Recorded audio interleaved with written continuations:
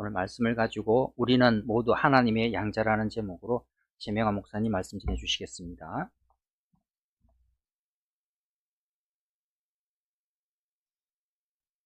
샬롬. 네, 반갑습니다. 제가 중학교 다닐 때였습니다. 그러니까 참 세월이 오래됐네요. 저희 아버지가 수산업을 하다가 사라오 태풍 때 어장막도 날아가 버리고, 그리고 배 8척이 다 부서져 버렸어요.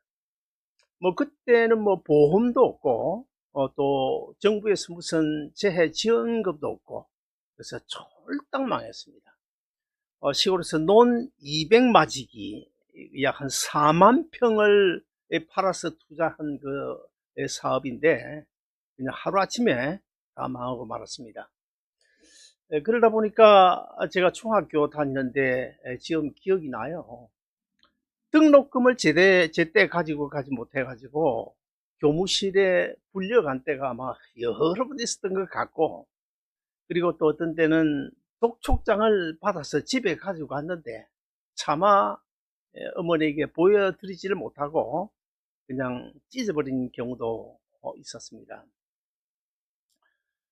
거기다가 돈이 없어서 버스가 있었는데도 불구하고 약 한 8km, 옛날식으로 하면 20리 정도 되는 그 돌짝바퀴를 약 1시간 40분 내지 2시간 걸리는 그 거리를 아침에 이제 걸어서 학교 갔다 오고, 또 저녁에 또 1시간 40, 50분, 2시간 가까이 걸어오고, 그렇게 학교에 다니고 있었습니다. 그리고 도시락을 싸가야 되는, 도시락이라고 해봐야 고구마 한 서너 개 삶아 가지고 그것 이제 가지고 가는데 친구들 앞에 내놓을 수가 없잖아요. 그래서 아침에 이제 이 돌짝바퀴를 1시간 40분 정도 걸어가면서 시골 가면 그 길거리에 프라타나스 그 썩은 고목나무 있잖아요. 썩은 고목나무 구멍에다가, 구멍이 뻥 뚫려 있으면 그 구멍에다가 보고 넣어놨다가 저녁에 이제 집에 오면서 하루 종일 쫄딱 굶고 저녁에 집에 오면서 이제 그 꺼내 먹는데, 근데 여름에는 겨울에는 해가 짧잖아요. 그래서 오후 한 6시 7시 되면 그냥 해가 져가지고 도대체 이 어느 나무 안에 숨겨놨는지를 알 수가 없는 거예요. 그리고 또 어떤 데는 찾기는 찾았는데 다른 친구가 먼저 와가지고 먹어버린 거예요. 다른 친구가. 그 친구 누구예요? 들쥐라는 친구였습니다. 들쥐. 그래서 쫄딱 굶고 집에 오고 그런 세월을 보낸 것이 기억이 나는데요. 그런 저에게 아주 부자 아버지를 둔 친구가 있었습니다. 그래서 그 친구는 그 아버지가 학교 옆에다가 좋은 집을 사가지고 좋은 음식 먹고 좋은 가방 메고 호의호식하면서 학교를 다녔는데, 제가 그 친구를 보니까 얼마나 부러운지요. 나도 저런 부자 아버지가 있으면 얼마나 좋을까. 그리고 나중에 또 장성해가지고 처음 비즈니스 할 때는 사업 미천 좀 떼줄 수 있는 부자 아버지가 있으면 얼마나 좋을까. 그런 생각을 했습니다. 그러나 여러분, 너무 아무리 힘들고 어려워도 걱정할 필요 없어요. 우리 아버지처럼 사업 실패해가지고 등록금 떼주지 못하는, 사업 미천 떼주지 못하는 그런 아버지가 아니고 온 우주 만물을 소유하고 계시는 하나님이 우리 아버지이기 때문에 전혀 여러분 걱정할 필요가 없습니다. 오늘 본문 갈라디아서 4장 6절 우리 다시 한번 더 같이 읽어보실까요? 같이 읽습니다. 시작. 너희가 아들인 고로 하나님이 그 아들의 영을 우리 마음 가운데 보내사 아바 아버지라 부르게 하셨느니라. 무슨 말입니까? 사랑하는 나무개 집사야, 너는 내 아들이다. 이제부터는 내가 나를 아버지라고 불러라. 사실 이보다 더 큰 복이 있을까요? 이보다 더 큰 복이 있을까요? 오늘 본문을 중심으로 한 3가지로 말씀드리고 싶은데, 첫째는 우리는 법적으로나 질적으로도 하나님의 양자라는 사실 우리가 꼭 기억해야 됩니다. 여러분, 양자가 뭡니까? 양자는 내 아들이 아니에요. 내 아들이 아닌 남의 아들을 데려다가 내 아들을 삼는 거. 그래서 면사무소 가가지고 호적에 올리고, 그리고 또 이제부터는 내 아들이다 라고 하는 것을 법적으로 보증을 해주는, 이것이 바로 양자인데, 오늘 본문 갈라디아서 4장 5절을 보시면 이렇게 말씀합니다. 율법 아래에 있는 자들을 속량하시고 우리로 아들의 명분을 얻게 하려 하심이니라. 율법 아래 있다. 무슨 뜻일까요? 과거는 물론이고 지금도 우리가 여전히 하나님의 법 아래 제 가운데 살고 있다, 그런 뜻인데, 그럼에도 불구하고 하나님은 우리에게 덮어 씌워진, 제가 전번에 말씀드렸죠, 덮어 씌워진 예수님 보혈의 의의 옷을 우리 하나님이 보시고 우리를 하나님 자기 양자로 삼아 주셨다. 얼마나 큰 은혜를 받고 우리가 살아가는지 모릅니다. 우리나라 초대 대통령 이승만이죠. 그 이승만 대통령은 자식이 없었습니다. 아들이 없었어요. 그래서 그 부통령인 이기붕 씨의 아들 그 강석인데, 그 강석이를 양자로 삼아가지고 청와대에서, 이제 옛날에는 청와대가 아니고 어디 경무관인가요? 어떻게 살았는데, 그러다 보니까 이 이강석이는 사실 대통령의 아들이 아니죠. 그럼에도 불구하고 양자로 들어가기 때문에 얼마나 호의호식하면서 권력을 누리면서 사는지 몰라요. 근데 나중에 이제 4.19 혁명이 터지니까 어떻게 합니까? 그 이승만 대통령을 버리고, 양부를 버리고 자기의 친아버지 이기붕, 그 부통령이죠 그때, 이기붕 그 친아버지를 찾아가가지고 온 가족이 권총으로 다 자살하고 말지 않았습니까? 왜 그랬을까요? 강석이는 분명 법적으로는 이 대통령의 아들이에요. 이승만 대통령의 아들이에요. 그러나 이승만 대통령의 분명한 그 아들이지만은, 그러나 피가 섞이지 않은 질적인 친아들이 아니었기 때문에 강석이 결국 자기 친부를 찾아가게 된 것입니다. 갈라디아 4장 6절을 보시면 하나님이 그 아들의 영을 우리 마음 가운데 보내사 아바, 아빠, 아버지라 부르게 하셨느니라. 그 아들의 영을 우리 마음 가운데 보내사, 무슨 뜻일까요? 여기서 말하는 영이라고 하는 것은 예수 그리스도의 생명을 의미합니다. 예수님께서 십자가에 달려 죽으시고 부활하신 그 예수님의 생명을 우리 한 사람 한 사람에게 성령님이 운반하여 우리 속에 심어주셔서 그 생명이 우리 속에 자라나기 때문에, 사실 우리는 그 이강석이처럼 법적으로만 그 이 대통령의 아들이 아니라, 우리는 법적으로 뿐만 아니고 질적으로도 하나님의 양자가 됐다. 왜냐하면 하나님의 영, 하나님의 생명으로 우리가 거듭 태어났기 때문에 법적으로도 질적으로도 완전한 하나님의 양자가 되었다, 그런 뜻입니다. 자, 그 다음에 두 번째는 이 양자된 우리에게는 보장된 하나님의 복이 있습니다.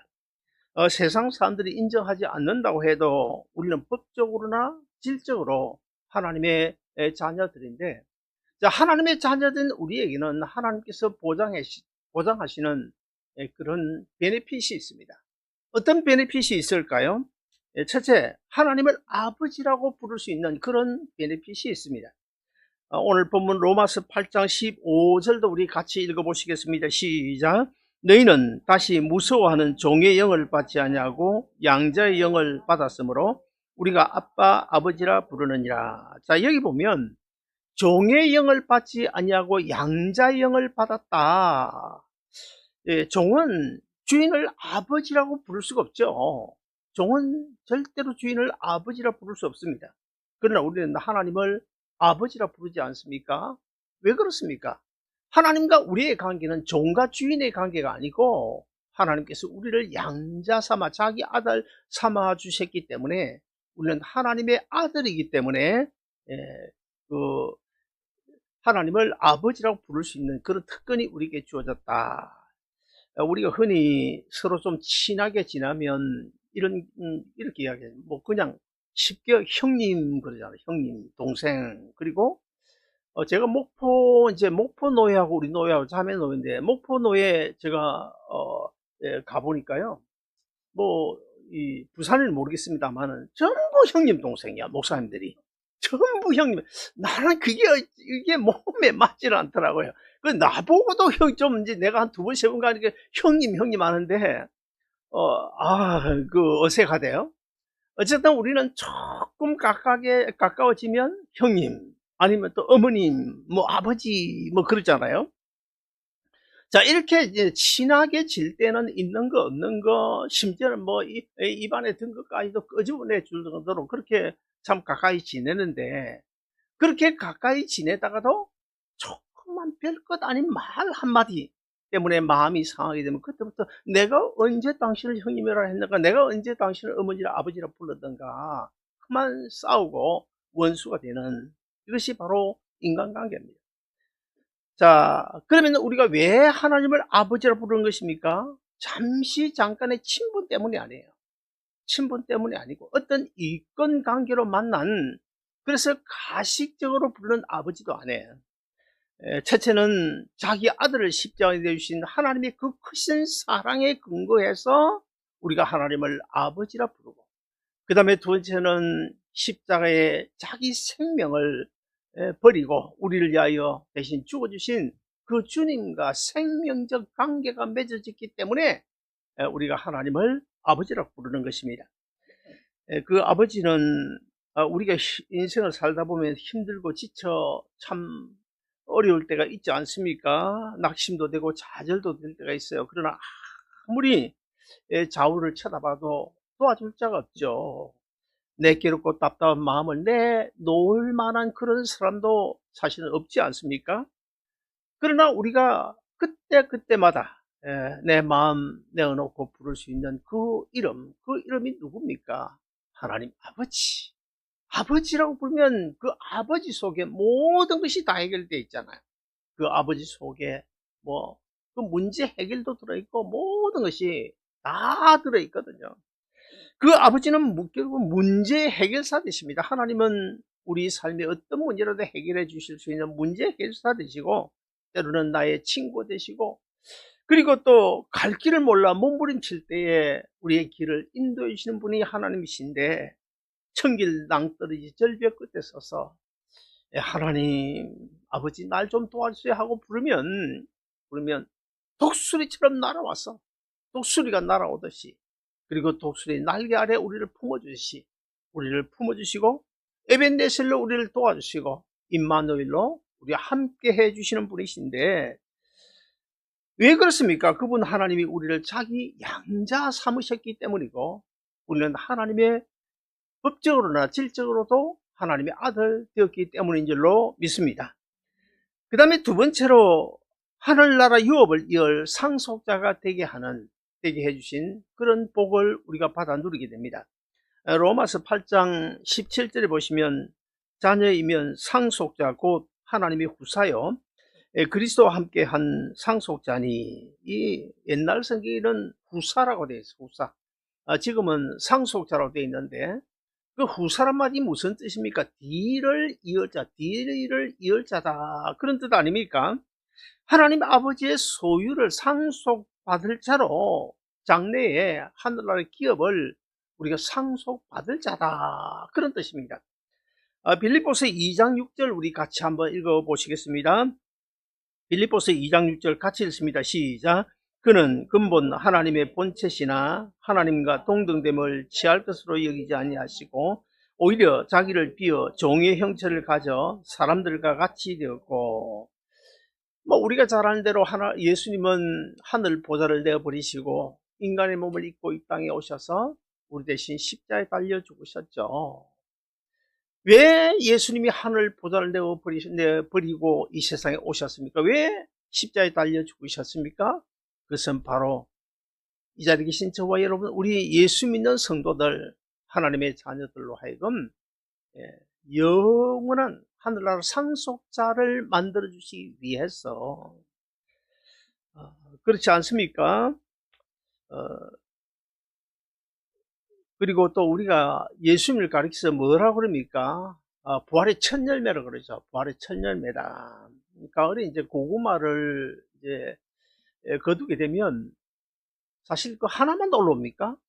분명 한 개를 심었어요. 감자도 감자 같은 경우에는 한 개를 심지 않고 오히려 그 잘라가지고 한 조각만 심습니다. 그럼에도 불구하고 나중에 이제 추수를 할 때는 어떻게 해요? 5, 6개, 7, 8개 주릉주릉 달려 올라오잖아요.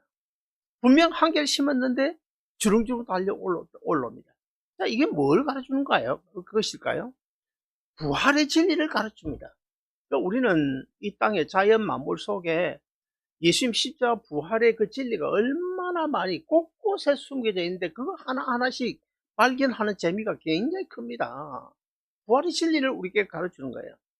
예수님 한 분이 십자가에 달려 죽으셨는데 십자가에 달려 죽으시니까 예수님 옷자락만 붙어 먹으시면 믿음으로 옷자락만 붙어 먹으시면 너도 나도 부활하게 되는 이것을 그 고구마 줄기나 감자 줄기를 통해서 우리에게 가르쳐 주는 거예요.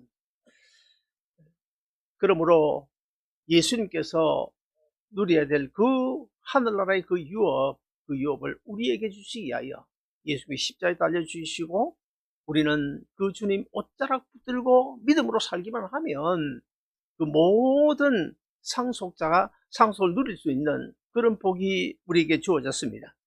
그 다음에 세 번째로 하나님의 양자된 자는 절대적인 보호를 받습니다. 하나님은 모든 생물에게 자기 자신을 보호할 수 있는 어느 정도의 완벽하지는 않지만 어느 정도의 보호 본능, 보호 기능을 주셨습니다. 종달새 같은 경우에는 흑갈색이죠, 색깔이. 그래서 이제 독수리가 만약에 공격을 오면 종달새가 어떻게 해야 되겠습니까? 그냥 땅바닥에 납작 엎드려 비면 그냥 땅바닥에 주저앉아 버리면 독수리가 그냥 땅바닥인 줄 알고 모르고 지나가도록 이게 보호색을 하나님 주셨어요. 그리고 또 풀벌레 있지 않습니까? 풀벌레 보면 그 풀색깔입니다. 풀색깔. 그 다음에 이제 바위 틈에 사는 그런 곤충들 보면 바위 색깔이에요. 이거 다 하나님이 주신 보호 본능입니다. 자기 자신을 어느 정도까지는 보호할 수 있는 그 보호 본능, 보호 기능을 주셨는데 사실 우리가 사는 이 세상은 얼마나 험악합니까? 얼마나 위험합니까? 우리 인간은 또 얼마나 연약합니까?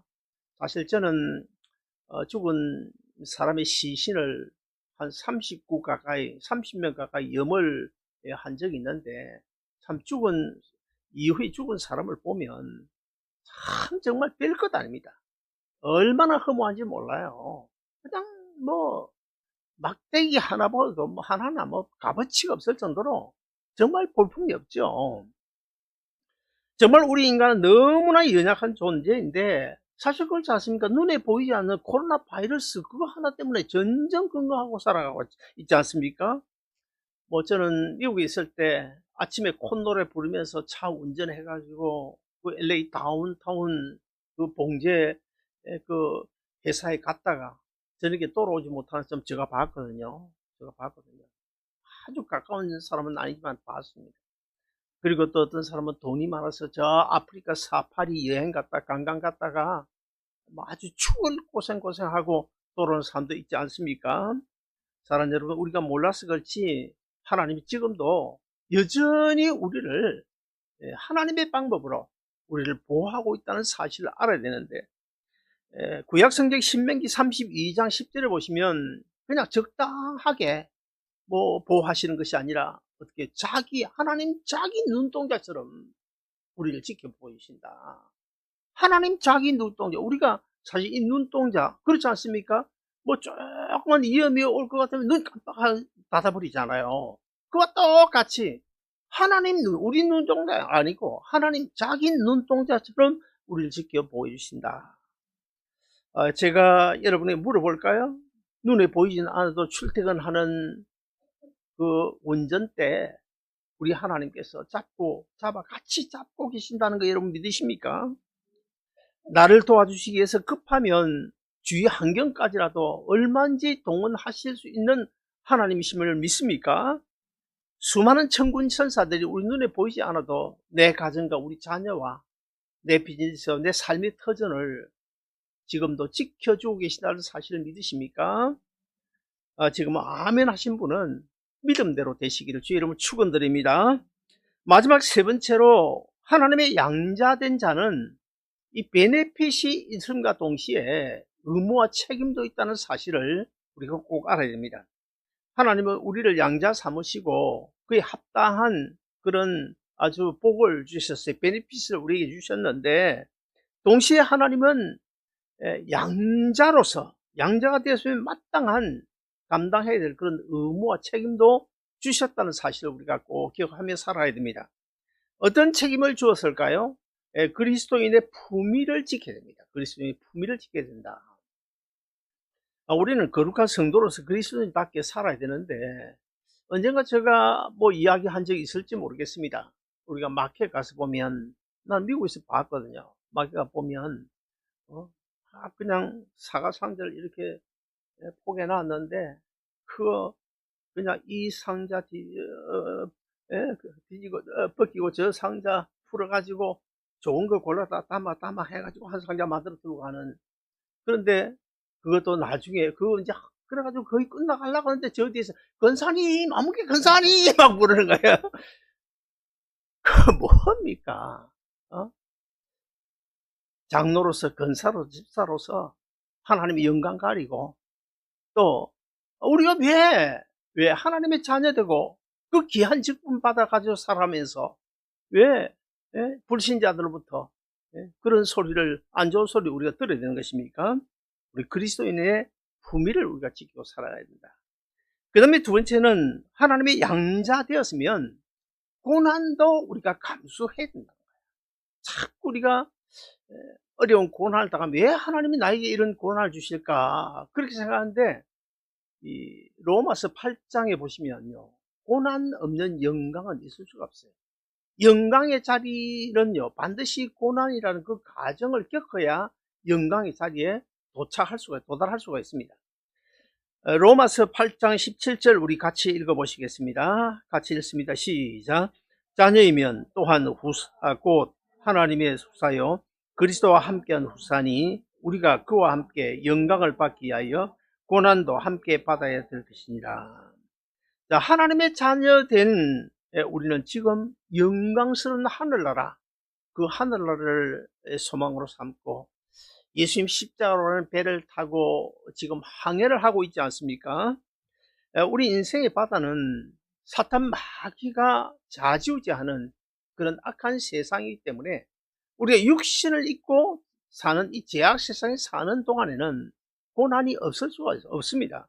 시험하려는가 고난 풍파가 반드시 있다는 사실을 우리가 인정을 하고 살아가야 됩니다. 세상 사람들은 우리가 똑같은 고난을 당해도 그들에게는 고난의 의미가 없어요. 고난이 의미가 없어요. 그냥 고난으로 끝나는 겁니다. 그러나 우리가 당하는 고난은요, 우리는 어떤 고난을 당할 때 그 고난 속에 나를 향하시는 하나님 뜻이 있잖아요. 하나님 뜻이 있어요.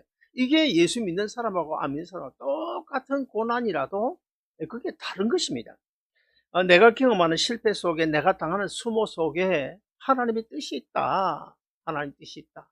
지난번에도 제가 말씀드렸다시피 우리 하나님이 나를 위하여 예배해 놓으신 그 은혜의 자리까지 나아가는데 이 고난이든 어떤 어려움이든 간에 내가 좌우로 치우치지 않냐고 그 목적지를 향해서 성큼성큼 걸어가고 있다면, 그 고난을 잘 이렇게 이기면서 걸어가고 있다면 그것이 바로 하나님의 눈에는 뭐라고? 형통이다. 제가 그렇게 말씀을 드렸습니다. 그래서 성경은 우리가 당하는 고난을 가리켜서 뭐라고 말씀합니까? 고난이 내게 유익이다. 그렇게 말씀하고 있잖아요. 사랑하는 여러분, 하나님께서 우리를 자기 자녀로 양자 삼아주신 이 놀라운 은혜에 감사하면서 우리의 남은 인생길 하나님의 자녀로서 긍지와 자부를 가지고 그리고 또 그 어떤 어려운 고난 풍파도 넉넉히 이기면서 승리하시기를 주의 이름으로 축원드립니다.